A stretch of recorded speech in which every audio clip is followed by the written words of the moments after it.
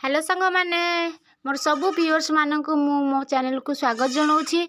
आज ये वीडियो माध्यम आपण मानक जनइवाई चाहूँगी जे जो मैंने पोस्ट मैट्रिक स्कॉलरशिप अप्लाई कर वीडियोटी दया करके फुल देखिए जीवा पूर्वर वीडियोटी को शेष पर्यंत देखूँ आउ भल लगी लाइक शेयर सब्सक्राइब करने जमार भूलें कारण यहीका मुझे बहुत गुड़े टिप्स आपण मानक बतेबी जद्वारा कि आपण मैंने सब घरे बसिक निज मोबाइल रे देखिपारे। आ चलतु बहुत समय नेबिनी आपण मानकर किछि मिनिट्र वीडियोटी आशा करुच्ची भलरे देखिए फुल देखिए आउ मोर आशा सब बुझीपारे किंतु बुझा आगु प्रथम वीडियो फुल देखा पड़ो तेणुक फास्ट कर वीडियो को फुल देखूँ तापर निज काम मोबाइल रे करंतु।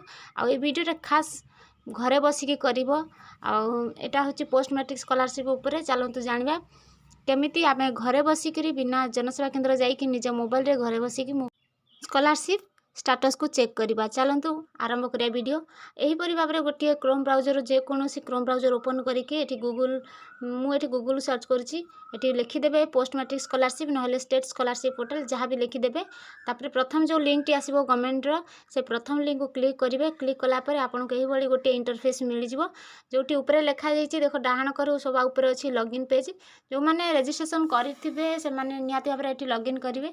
आउ देख स्टूडेंट लॉगिन अच्छी स्टूडेंट लॉगिन ऊपर क्लिक करेंगे कारण जेहेतु निजे घरे मोबाइल रे चेक कर स्टूडेंट लॉगिन रे चेक करके यही भाव में गोटे पेज आसीज जहाद्वारा आपणकर आईडी पासवर्ड देकी आप एंट्री करेंगे। फास्ट मुझे कहीदेवाक चाहूँगी जे आपण मैंने निहाती भाव में अनेक वीडियो देखिथे स्कॉलरशिप अप्लाई उपरे आउ से निहाती भाव में बहुत समय नहीं मुझे किंतु अधिक समय नेबिनी 5-6 मिनिट्र वीडियो एतकी भितर खाली इंपोर्टेंट कथा सब कहीकि जीवी।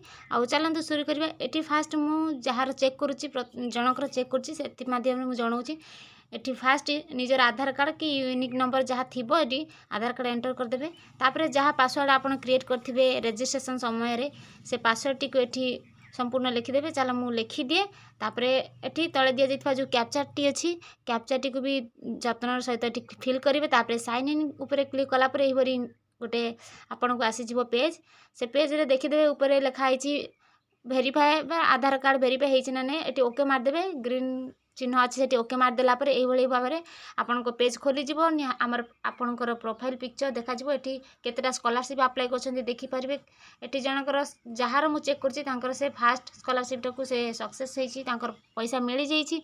आउ गोटे बाकी अच्छी पोस्ट मैट्रिक स्कॉलरशिप सेटा केबे मिलिबो सेटा के कहि परिबेनी कारण सेटा ऊपर गवर्नमेंट ऊपर निर्भर करे से केबे देबे कि देखंतु तांको स्टेटस टी केबे अछि स्टेटस अच्छी सैंक्शन बाय डिस्ट्रिक्ट अथॉरिटी माने सबू स्टेज टपी टपी से लास्ट स्टेज को पलि आसिले। आ गोटे स्टेज बाकी अच्छी सेटा होची पेमेंट प्रोसेसिंग हम जोटा कि पेमेंट प्रोसेसिंग माने अर्थ बुझीजा अपेक्षा बुझीजे जे पैसा आपण पाखक पलि आसो यहाँ हूँ डिस्ट्रिक्ट अथॉरिटी द्वारा जोटा सैंक्शन होगला सेटा बाध्यता पैसा आसीज तेणुक व्यस्त हेबेनी। कौन इश्यू पाई कि गवर्नमेंट एवं पर्यंत डिस्ट्रीब्यूट करना पैसा आपण अपेक्षा करूँ आ पैसा बहुत जल्दी मिल जाव व्यस्त हुंदेनी।